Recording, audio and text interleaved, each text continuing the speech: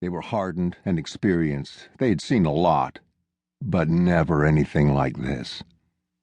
The animal control officer shook her head. "My God," she said. "Why didn't whoever owns him just shoot him?" One of the young troopers rushed over to the brush and vomited. The donkey was covered with lice and tracked with the bite marks of rats. One of the troopers asked the vet how old the donkey was. "There's no way to be sure. I'll have to see him in the light. But I'd guess about 15 years, the vet replied. He fell silent, shifted his big bag from one shoulder to the other, then said, "Let's get in there." Rats were spotted at the edge of the field, staring, waiting. The sheriff's deputy put his hand on his gun, but another officer touched his arm, shaking his head. Even rats were not grounds to shoot. He leaned over and tossed a rock out toward the rats, but they did not move.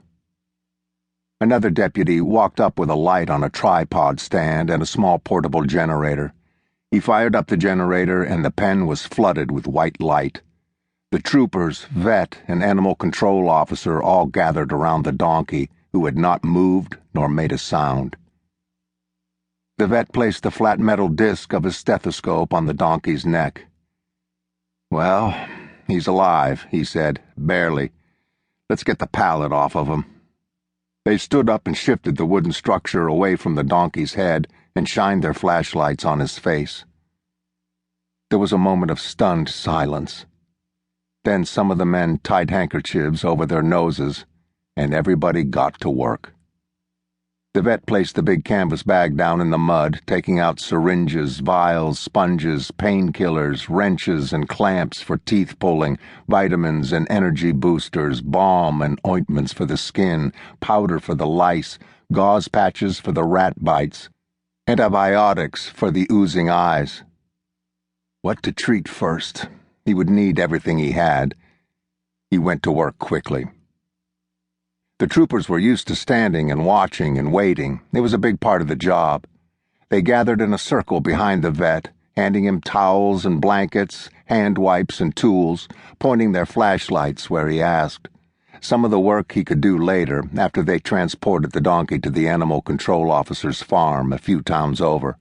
That was the plan. If Simon was still alive, they would stabilize him and get him up and over to the farm. There was a barn there with some empty stalls. They could get a better look at him in the morning. As the vet kneeled over the donkey, he said, "This is the worst state I have ever seen an animal in 20 years of practice."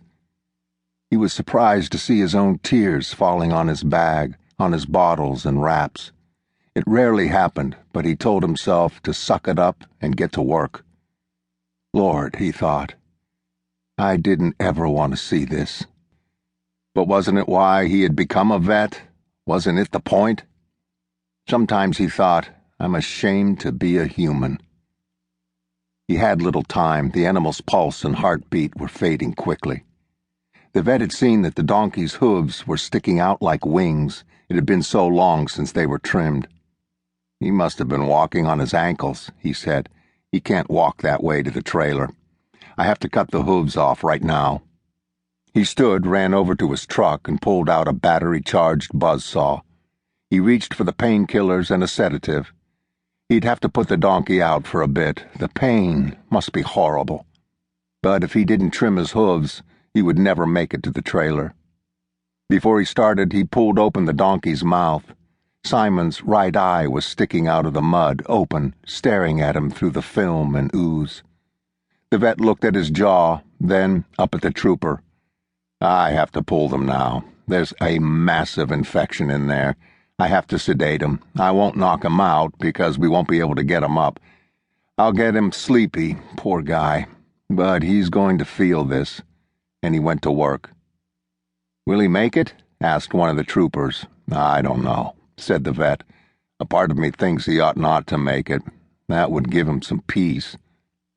No, said the animal control officer, leaning over, putting her arm on the vet's shoulder. I think I may have found a home for him. A guy has 2 donkeys, a writer. He said he'd come take a look in the morning.